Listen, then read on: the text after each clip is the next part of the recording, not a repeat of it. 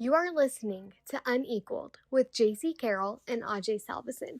But first, our friends, the Painted Roses.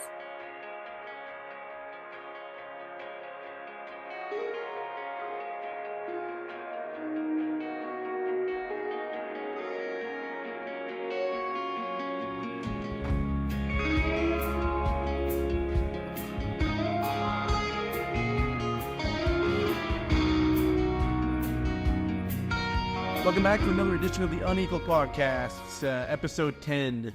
This is going to be a fun one, too. No quote-unquote special guest with us. It's just Jaycee and I. 10 episodes in. 2 of these will be without guests. This one and our first one.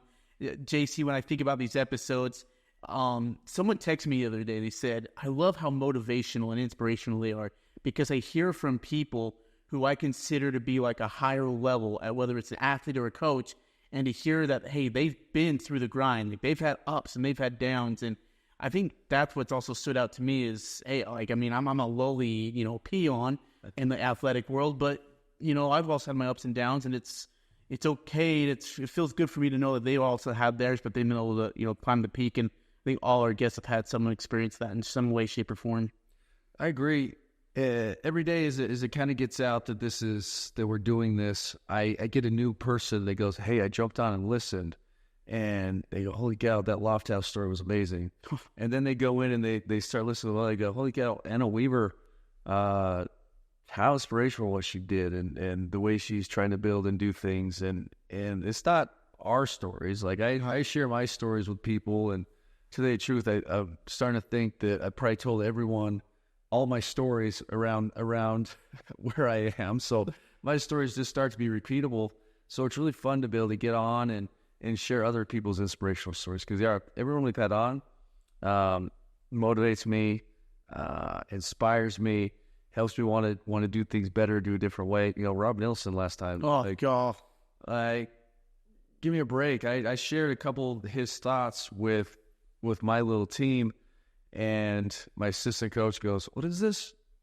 Where can I listen to this? And he jumped on right there and started listening. And he goes, holy cow, that was amazing. He goes, but I'm a runner. The Anna Weaver story was inspirational to me. Yeah, that went out fire. So, yeah, I agree. I think it's awesome to just give a little spotlight on what other people are doing to find success through ups and downs. I enjoyed one of my favorites was not only Luke's but Gary Wilkinson's as well. Like where he didn't play high school basketball, he had kind of an attitude, got into some of the drugs and the alcohol, got himself out of it within like a 3-year span. Was drugs and alcohol, got out of it, got converted to the church, went and served an LDS mission. Like that's incredible. And then he ended up being an All-American at Utah State, and in fact, we just have a new entry into the All-American group, joining you, Gary, Ty, Sam Merrill, Namish, Keta, Wade Estes, and that's great also board. Let me ask you, when the attention started coming on you as an Aggie basketball player, not just on the court, but what was the attention off the court like? The media, the fame? Because Great Osabor is going to be running into that a little bit more and more as time goes along. He's an All-American. Everybody knows who Great is. What was the biggest difficulties and challenges for you of handling the whole fame aspect of it? Now, I think one of the hardest things, and I mentioned this in different episodes, I think that just the pressure to continue to perform and to fulfill expectations. For me, it was going to my senior year, the pressure of breaking the scoring record. And I've said this before, but I looked at it in July and August, and people going, hey, we're going to be at the game. What game do you think you'll break the record? When's this going to happen? And they're like, oh, yeah. And I try not to fixate on it because it's a little bit like Rob Nelson said. If we start out with that expectation, we feel a lot of pressure. But if it was, work on the little things every single day and have your head down. So I just kind of went about that way. But my honest answer in my own mind was, I still have to score like 300 points. Like, that's a lot of baskets that I still have to make. What happens if all of a sudden the balls ain't going? And it wasn't like real self-defeating, self-doubt, but it was like, here's the reality. 300 points is a long way. If I sprain an ankle, if I can't play, if we get suspended, whatever variable can happen, all of a sudden that record becomes nothing. And luckily, all that. Being an old guy now, what can I say? Yeah, we blasted past the 300 points I had to score, and the rest is history. Okay. When I talked to Rob and I talked to Coach Martins, there was an incredible sense of genuinity, realness. Like, that was really who they are. Yeah. And that's what made that podcast so fun to just sit and chat with those guys. How hard was it, or was it hard at all to just be yourself as you were getting all this attention, autograph seekers? I mean, all so forth. I mean, even Rob is, it's a back-to-back Mountain West Conference champion, and he just seems as a chill-back guy who could go sit in California with a surfboard and be just like that same cool guy. Did it change you and your personality in any way, shape, or form?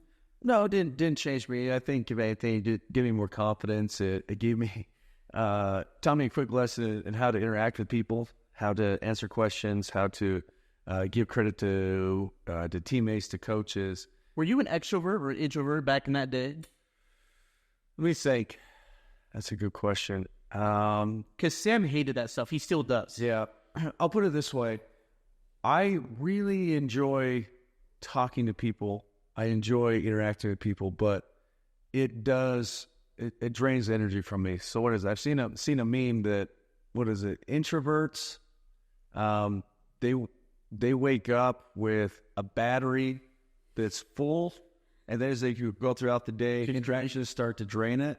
Whereas extroverts, they wake up with an empty battery, and then interactions with people fills it up. Starts to fill it up. I'm a little that person that I wake up with a battery, and my battery slowly gets drained through the day. So whether that makes me an extrovert, I don't know, but I like that analogy. And when it came to me, basketball, I loved being out in the spotlight. I loved playing. I had no problem with saying hi to people, but I knew as I left Real Madrid games, I knew which doors people were waiting at and which doors could get me to my car the fastest without getting stopped. And it wasn't that I didn't want to talk to people, it was I'm kind of exhausted and I just need to get home and recharge.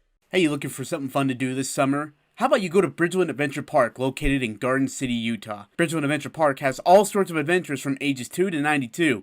A 4-levels ropes course with 73 events, a giant swing, a 450-foot-long zip line, or get on a tube and head down the 350-foot slide. They're also accepting business corporate groups. You and your office want to get out of the daily grind? Sick of staring at your computer for 8 hours a day? Well, bring the company over to Bridgeland Adventure Park.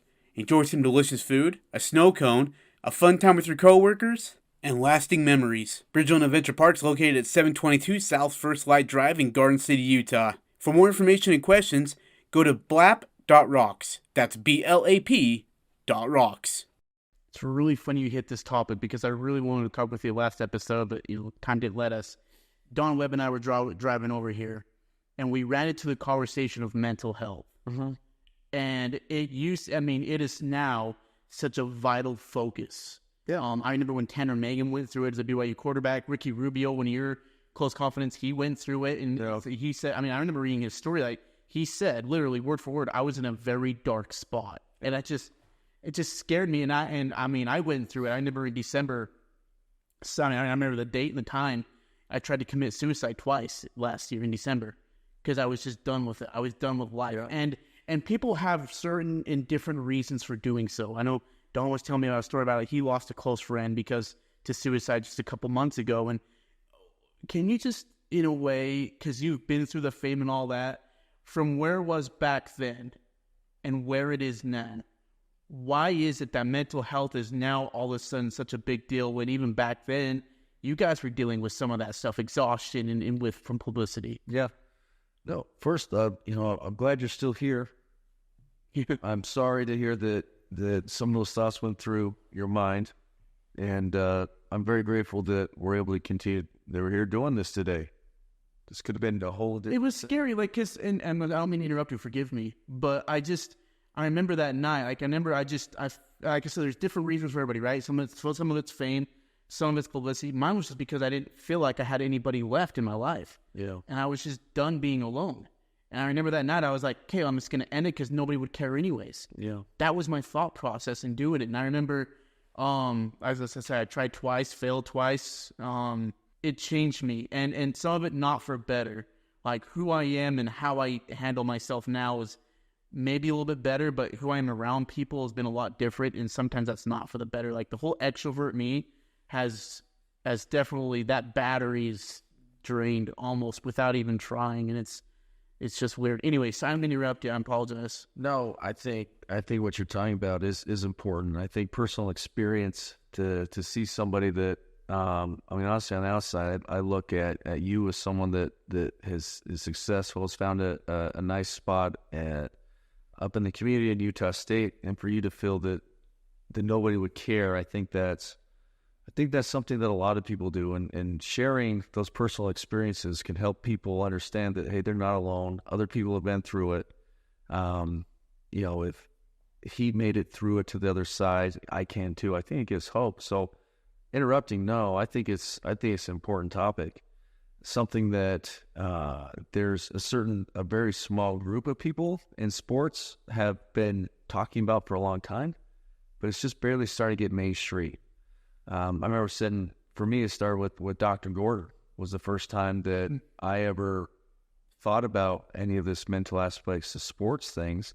When I took his class at Utah State, I left supremely inspired by the stuff that he talked about. And some of in sports specific, he talked about one class he shared with us. We do a really, really good job of hyping athletes up and ramping them up and getting them ready for competition. But we don't do anything, and we still don't do anything to talk about how to get athletes to come down from that. And it's hard. I would, for 12 years, for my whole professional career, I would play a basketball game, and I'd come home, we get done playing at 10 o'clock at night. I could not wind down or go to sleep till 2 or 3 in the morning. Wow. It just, the adrenaline, the thoughts, the game, it just took that long for me to come down from things. And, hopefully I had some better tools, and I didn't really even realize it. I just said, I'll watch TV or something, but I couldn't come down. And it was years later when I was like, I wish you'd come to bed with me at nights. I was like, I can't sleep. Like, I can't come down. So that's a small part of, some of the mental challenges that I had was coming down from things. We talked about some of the stuff you went through. You looking for the best place to grab yourself a pizza and, of course, entertainment? Look no further than Ruby's Pizzeria and Grill at 795 East, 1400 North. Ruby's Pizzeria and Grill has your salads, delicious pastas, creative pizzas, all that including watching some good games on TV with your buddies. Ruby's Pizzeria and Grill also has a Thursday through Saturday, 9 p.m. to midnight menu. That's right, 9 p.m. to midnight, Thursday through Saturday, you get the delectable items. Our producer, Adam Lurcher, and myself went there, while Adam had the chicken fingers. I had this beautifully made gourmet hot dog with a delicious pretzel bun wrapped around it. Most importantly, Ruby's Pizzeria and Grill has the best customer service. Their employees are there to take good care of you, led by their manager, Thad Willis. So stop by Ruby's Pizzeria and Grill and let them know that the Unequal Podcast sent you there. 795 East, 1400 North in Logan. And I was a person that I've lived a very charmed life. Trials, sure, I've had some, but nothing that was like, oh my gosh, life-altering. And my last couple of years in Europe, I finally had one of those challenges. And I used to hear people talk about depression and be like, why don't they just, get through it? Like, just be happy. Yeah. And I think that's such a naive statement. And because when I did go through some of that depression type feelings, I realized, and I finally came to understanding that it's not as easy to just get over it. And I had to learn that by experience. It takes, talk about people, having people to talk to just sit with, just to have a conversation with, ultimately helped me start to get myself out of it. And can I ask you, because there might be differences between yours and I, but yours was far away from home too, like in Europe. Yeah. So how were you able to develop those relationships or communicate with people and be that far away from home? Like, how were you able to build that circle? Yeah, luckily I do come from a good family, and I was able to lean on my parents and just have those conversations. I remember playing a game in Maccabi Tel Aviv, and I don't remember the details of the game, but I remember sitting on the court after the game waiting for to go get on the bus, get on a plane, talking to my dad. I was so upset. I was so wound up, and I'm just like, Dad, I'm depressed out of my mind. I just cannot get over this. And I'm still playing basketball at this time. And on court, I don't know if no one noticed. I still able to keep up but couldn't sleep at night. I couldn't close my eyes and take a nap. I fall asleep for like 5 minutes. I wake up like I was falling, and it was really hard. But I had this, I had a good family around me, and so I was able to make a lot of phone calls with my parents. I have some friends from Cache Valley I met a long time ago. A couple of friends flew out and stayed a few days with me, but it was people that helped me start to get over it, and became something positive. And I think for me, because you're so mentally tough, I mean, you tell me about your ankle injuries and all that, playing with 1 foot practically. And I remember, like, when I went through it, I had this touchscreen in my car, right? And I was at a fast food restaurant. I went through the drive-thru, and it was a simple, very, very simple mistake on my part. Yeah. And I remember I got so angry, I punched the touchscreen. Yeah. And I cracked it, like it shattered. And I was like, well, now I got to get this fixed. And that's when I kind of thought, I really do need help. Yeah. Like, I'm scared to death to go ask for help, but I really need help at this point. And so I posted it on Instagram that I was struggling, and that was scary for me. And I remember a very, very, very close confidant of mine called me and said, be careful what you post on social media, because it's going to ruin future job opportunities because you have mental health. And I just thought, well, what do I do? Like, who do I talk to? Who do I tell? Who can I trust? And I finally told myself that night. I was like, I'm sick of being scared. And I mean, you're right. Just like you go on the court and start playing basketball, even though you were dealing with this mental health illness or issue. And I did the same thing. I get on the radio, I'd be struggling up until the very moment it's time to get on air. And I would just be like, all right, welcome back. Aggie Sports Radio Network. Just start talking and start calling the game like nothing was wrong. Get done, go home, and then bawl my eyeballs out. Because I sit in a dark house all alone, nobody to tell me.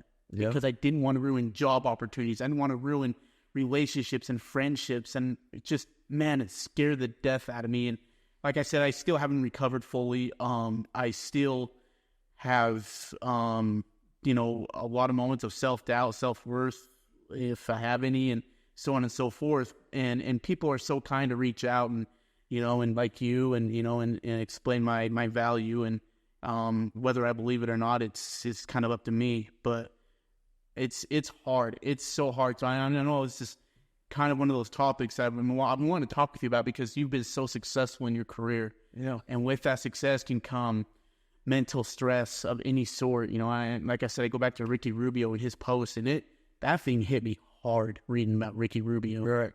Yeah. It needs to be talked about. And, in my experience, it helped me, honestly, after I started just looking a little bit to my right and left, I realized there were other people suffering a lot more than me. They were having a lot bigger trials. And everybody that is on this planet is going to have, whether you don't like the word mental health issues or mental health, if you just want to call it, everyone's going to have a trial that's going to test them. And it's going to bring in some bad feelings of depression. How can we deal with it? I think that's a conversation that is starting to become as important as what's your weight and training schedule, what's your nutrition, what's your basketball regimen, what are you doing to help build your mental resilience and your mental health? Do you read techniques? Do you study? Do you have a sports psychologist you can talk to? Which should be something that's amazing. Dr. Gordon came out and a couple of months ago and talked with my team, and oh my gosh, so unbelievably amazing. Can only imagine. So I really do love that dude. And it's not just hyperbole. I think what he has to offer is amazing. And he's not the only one. He's just the one that I've had the most contact with. So I took his class, and I found it inspirational. So I think that needs to be something we can start with young people. Hey, how you doing? You doing okay? You seem down today. And just starting to have that conversation that these young people understand there's someone here that cares for them. There's someone here that would miss them if they were gone. We have those conversations on my high school basketball team without unapologetically. We'll have moments where me and the team will look at each other and go, listen, things are going to be hard for you at times. You're going to get dumped by a boy. You're not going to get asked to a dance. It doesn't change the value you have. It doesn't change how much we care about you. If you are not here, we will miss you. Your parents will miss you. Do not make any of those decisions that are fine. We can get through anything together. With my kids just last week, because I can't remember what initiated it, but there was a suicide attempt, or there was a suicide that happened to somebody close to us, and just looked at my girls and said, look, we have a way we kind of expect life to be lived, and we have a moral compass, but just understand there's nothing in this world you could do that would make us think less of you, make us not miss you. So if you ever get in any situations, do not be afraid to come talk to us. We will come pick you up wherever we need to pick you up. We will come do whatever we need to do. Do not think that you can't overcome these things. Do not think that you are so far in the hole that there's no redemption for you. There always is. Former Skyview quarterback and Utah State football walk-on, Ted Stokes has established the #1 bankruptcy law firm in the state of Utah. Stokes Law's playbook is helping individuals and businesses overcome tough financial situations. If you're facing garnishment, repossession, foreclosure, or just overwhelming debt, give Stokes Law a call at 435-213-4771 or visit their website, stokesbankruptcy.com. Stokes Law is a debt relief agency and provides guidance under the United States Bankruptcy Code. And so we have those candid conversations with my kids and with my basketball team, because I think it is important. It needs to happen a lot more. And you're so right. The whole placement of conversation of hi, how are you? Good, great, thanks, see you later. Like, that's gotta stop. Yeah. And I think you're so right. Like, hey, how are you? I'm good. Okay, wait, are you really good though? Like, how are you really doing? Yeah. And they say, well, since you asked, I'm struggling here and I'm struggling here. And I think that it opens up for conversation in so many different forms, and it builds that trust too. And I think that's one of the key prospects of the whole thing in regards of having a support system is building trust. And I think when people actually ask and genuinely care, then that circle's being built. And I think that's a good starting placement too for a lot of people. Yeah, be attuned, be acute. Like, I know, again, my high school basketball team has just been a wonderful learning experience for me, but I look at these girls, I know what they look like when they're happy. I know what they act like when they're sad. And I have an awesome coaching staff that is very attuned to that. And we'll look at girls and go, hey, everything okay? Like, today you're a little flat. Today, what's going on? And almost probably 90% of the time, if we ask just that one more question, like, hey, what's going on? They'll open up, and we get tears a lot with this stress about this test. My boyfriend broke up with me this week, and that really made me sad. And whatever, there's a whole myriad of things we get, but if we just ask that kind of one more little deeper question, no, really, how are you? I've just seen that people really open up and find an outlet to release some emotions they have. For those who are listening, if you do need help, call the suicide hotline. Get yourself taken care of. I remember after my incident, I called the hotline, I think like 4 times in 3 days, and not just because not because I was going to commit suicide again, but because I just wanted someone to talk to. Yeah. And I still remember the names of the people I talked to, because the first call I had, they were like, hi. And I was like, hi. I said, I've never done this before. They're like, well, why are you calling? And I just start talking, and I'm like, the world. Yeah. And I finish up, and I said, hey, thank you. And they said, call again. Whenever you need, 24/7, we're here. And if you are having doubt and issues, and if there's any sort of mental health that you're dealing with, again, Jaycee and I and all our sponsors encourage you to call the suicide hotline. Go get help. Go talk to people. Open up. Like I'm a very, very, very, very private guy about my life, and to open up about this has been extremely, to no extent, hard. I can tell you with confidence that as I've done so, I don't know if it's done any better for me, but I think it's helped a lot of other people, and that they know they're not the only ones, and so, yeah. But off of that topic, and if there's anything else you want to add on to it? No, just reiterate. There's nothing you can't overcome. Making some of those final decisions. Yeah, we've gotten to where maybe the very the hardest, most definitive decision is, but there's very small, there's smaller increments to this. Just, oh man, I'm having troubles getting up in the morning. How can I have more energy or more desire to get up and get on with your day? And there's tools, there's exercises that everyone can do to strengthen those muscles so that we become more mentally resilient. Hi, this is Karen Nielsen with Guild Mortgage in Logan, Utah. Beyond great rates, we're committed to ongoing customer service even after your loan closes. We want you to experience knowledge, communication, and amazing customer service for a lasting relationship. Make Guild Mortgage your trusted partner. Well, let's go ahead and talk about NCAA basketball. Yeah. March Madness is already underway. It's been a fun week. We're recording today the morning of the Utah State TCU game, so we're dating ourselves here. We apologize for that. But Nevada blows up 17, 56-39. Yeah. One of those craziest things, that was 7:19 left. Yeah. And then all of a sudden they watched Dayton go on was it a 22-2 run, 20-2 run? 20-3, I think. 20-3 or 24-4, I think. 24-4. Yeah, it was a run. And Nevada falls. Colorado State won the play game. They were up 9-2, and then all of a sudden Texas is up 22-11. Oh, let's start with the Nevada game, because I was at the Nevada game. Oh, you win? Yeah, I was there. So I was at the Nevada game, and yeah, they had the game in control. They really should be kicking themselves today that they lost. But really what happened, they took their foot off the pedal. They stopped being aggressive. They lost the tempo of the game. They helped them get the lead, and just kind of became a little complacent and started protecting a lead rather than going out to win the game. And I hate it. It happens. It's not just them. It happens all the time where you start trying to protect a lead rather than or trying to not mess up rather than go out and win.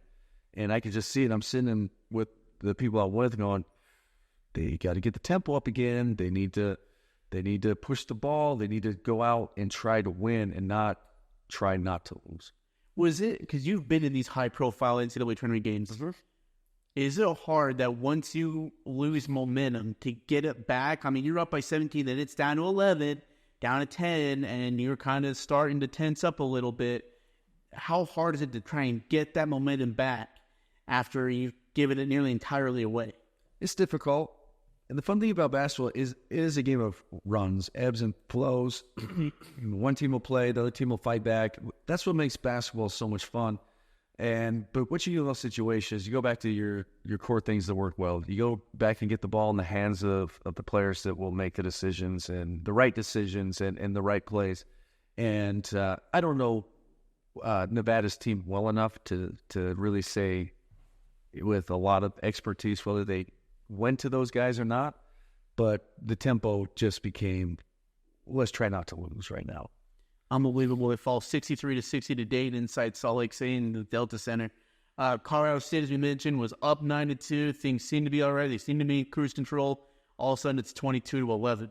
Yeah. And Texas has kind of flexed their muscle. You've seen games like that where, whether it's you guys flexing your muscle on another team after maybe having a slow start, but Texas being who they are from the Big 12, soon to be SEC, just overpowered and just out physical Colorado State. And really, Isaiah Stevens didn't have a lot of impact in this game as well. It was just a little bit too much firepower at Texas, Colorado State. And I didn't get to watch. The game was on the TV as we were sitting there watching the games in the Delta Center. But yeah, just a little bit too much firepower. Colorado State's had games like that all year where you're like, holy cow, these guys are unbelievable to beat anybody. Then they would kind of drop a game. So there's just a few inconsistencies, but Texas took care of business. And then Boise State in a playing game, whether you think it's unfair, unlucky, or whatnot, end up playing Colorado in a playing game in Dayton, Ohio. And Colorado looked every bit of that really pounding Pac-12 team that they were. Boise State just couldn't keep up with them. And when you have your three key guys go 4 of 22, I think, it really does hurt you. In these kind of games, your star players have got to be your star players. Yeah. And I'll consider these NCAA tournament games are all like championship games. Like, if you lose, you're gone. Like, it's a championship game. And the thing I really learned after playing a number of championship games is there's not a magic pill. There's not something like, I remember riding the bus to one of our championship games, and my teammate kept going, what are we going to do? It's like, we're going the game. But what are we doing special today? What are we doing special to beat them?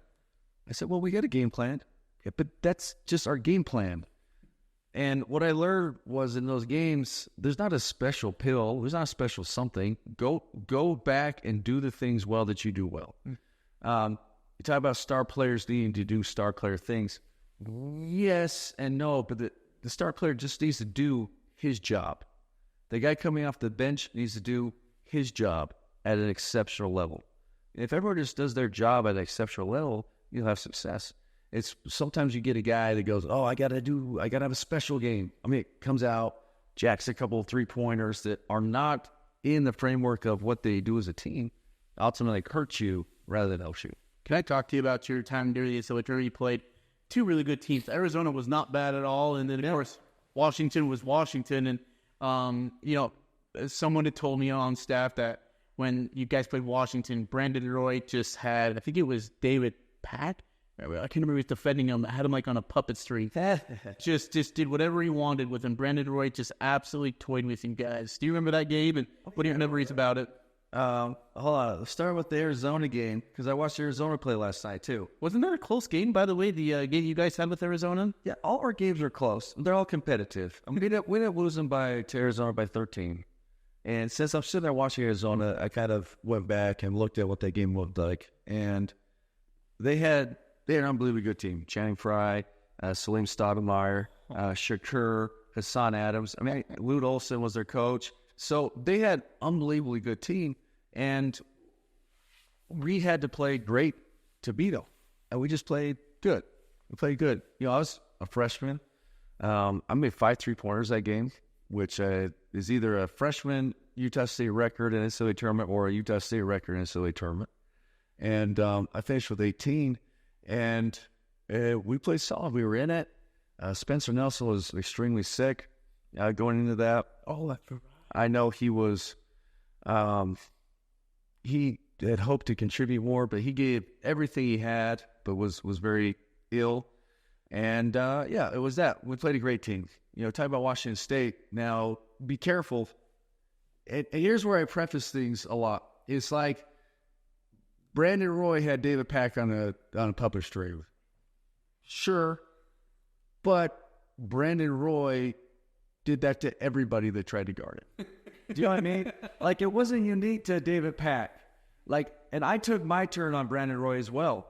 That summer, I looked at that game against Brandon Roy. I said, all right, Brandon Roy made the right decision every time.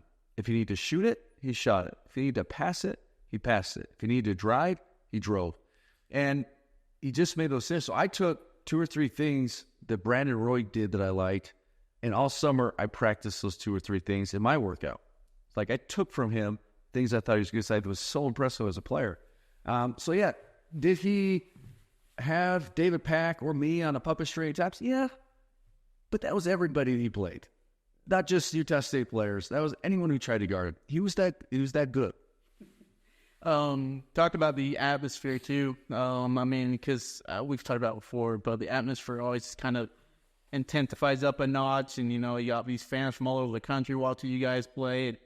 Hey, it's so much fun. You talk about media. You got the national media around. The shoot-arounds, honestly, were some of the funnest things because you go out there, you have an hour. Like they put a clock on. You have an hour to do your team's walkthrough, and there's cameras everywhere, so you don't do anything. Yes, you do. It's like, here's shooting. Get used to the arena. Here's the move, and then we would do like half-court competitions and.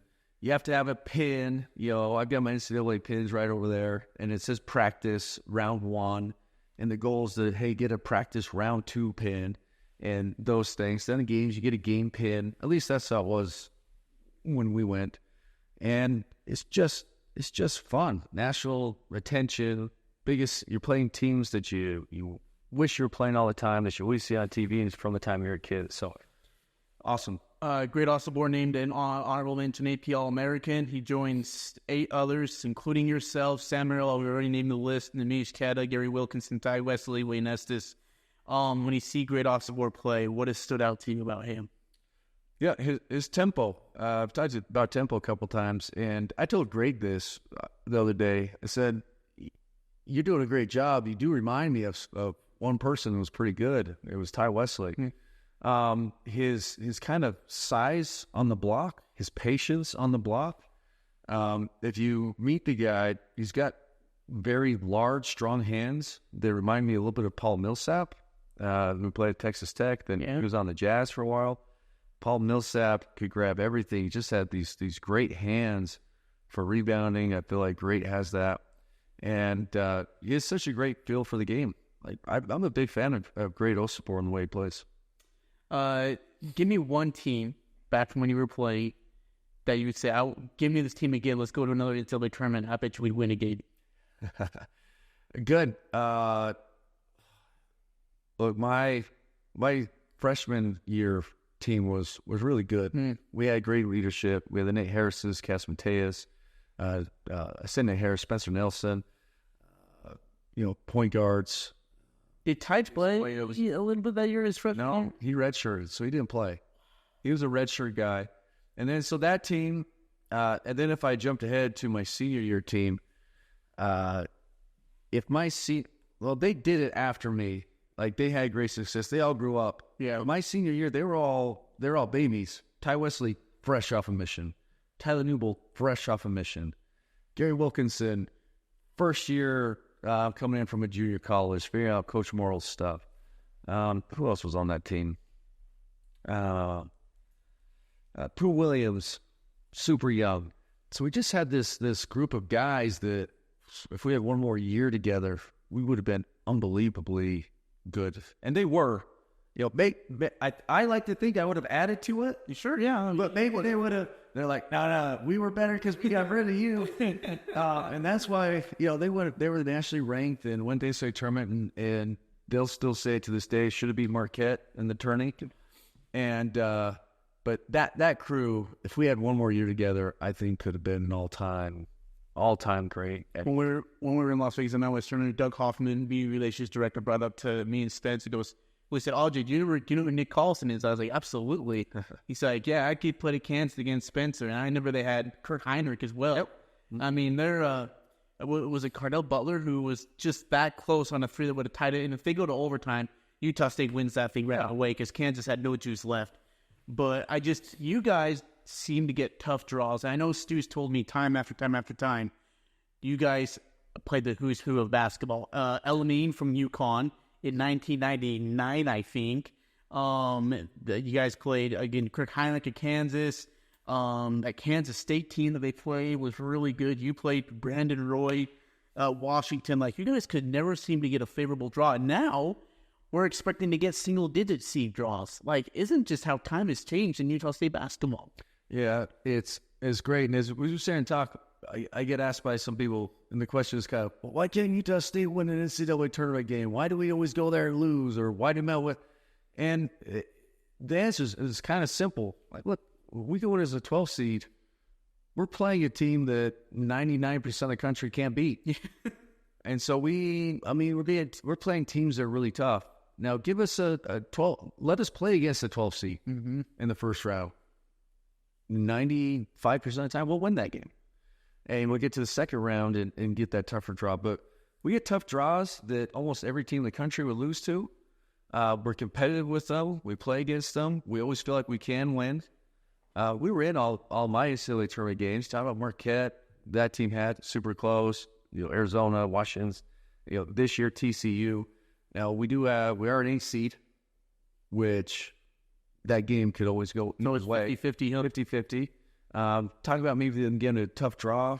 Like, it would be nice if they were playing like in Dayton that I watched last night. But Dayton played hard. A Samford. But Samford played hard against the Kansas team. What a horrible call, by the way. I'm still mad about that. So, why can't Utah State win a game? Look, we're right there. We're playing hard. We're playing great teams that 95% of the country would lose that same game. One day, we'll probably be one of those Cinderella teams that do something crazy as an 8 seed, go to the Final Four, something. I think that's definitely possible. Hasn't happened, but again, Cinderella doesn't happen often. No, it only comes out once every other moon. It seems like. Well, everybody enjoy the rest of March Madness. We'll be talking next week after the completion of the first round and get into the second round. Look forward to that. I guess it'd be the Sweet 16, huh? Isn't it? After next week, yeah. But yeah, enjoy the March Madness tournaments. We'll be back with it and kind of look at the bracket the way they are. And yeah, Jaycee, thank you so much for everything you've done so far. These 10 episodes, this has been such a blast with you. No, thank you. Thank you for staying motivated and making sure we get them done. Jaycee, Carol, big thanks to our sponsors, Painted Roses for welcoming us in, and Adam Lurcher, our producer, who never gets any credit. I need to give him a shout out. Adam is so good, and Adam deserves all the credit in the world. We greatly appreciate all his hard work for putting this podcast together for us. This has been Unequal. Enjoy the episode, and we'll be talking to you soon. I think I'll be coming home. It's been such a long time. Oh, I think I might have made one too many a mistake. If you help me find my way, I promise I'll do the same one day.